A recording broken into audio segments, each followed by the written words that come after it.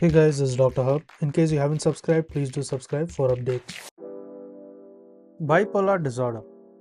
So here we are going to look at bipolar disorder as well as whatever is associated with it. So we are looking at the manic episodes. So looking at manic episodes, the symptoms are more severe. So if you look at the symptoms, they are very severe. They increase in the severity. So the symptoms are severe. Next is 1 week unless hospitalized. There is presence of 1 week.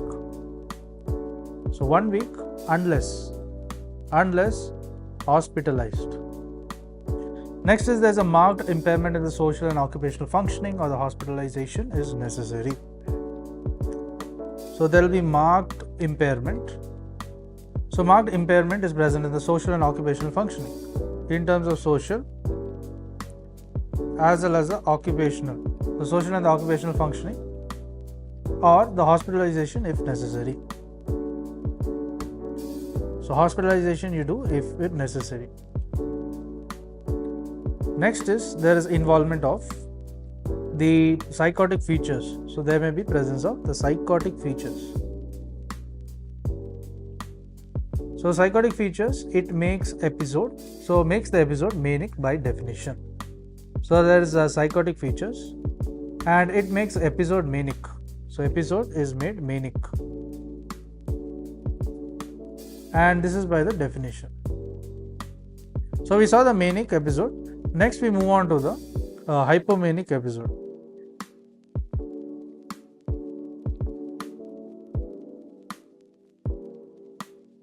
So in terms of hypomanic episode, the symptoms are less severe.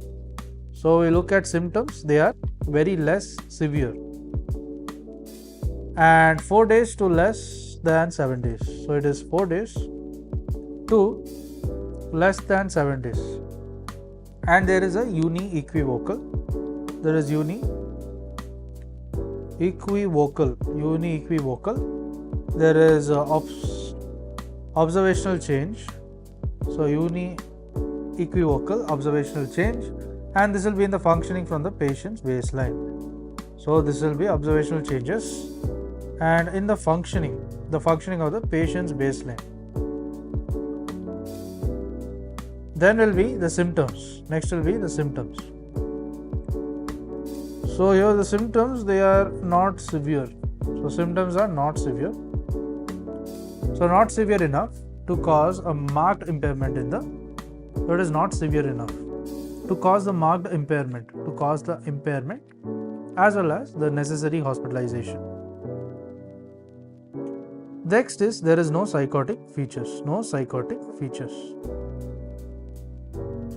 Now let's move on to the bipolar 1.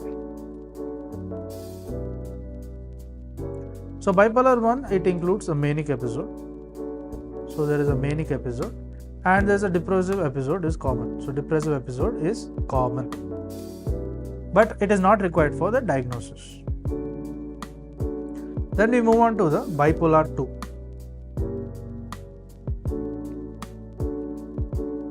So there is bipolar 2, and in bipolar 2, this is a hypomanic episode. This is a hypomanic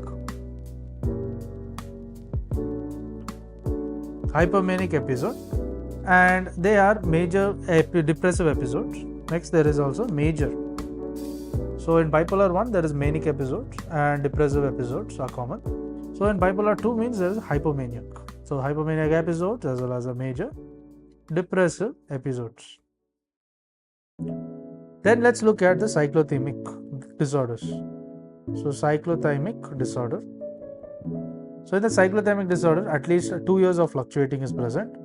So 2 years of fluctuating. 2 years fluctuating is present. There is presence of mild hypomaniac. There is mild manic, as well as depressive symptoms. So the presence of depressive symptoms that do not meet the criteria. So it does not meet the criteria for the hypomanic episodes or major depressive episodes. So it does not meet the criteria for the hypomanic episode or the major depressive episodes.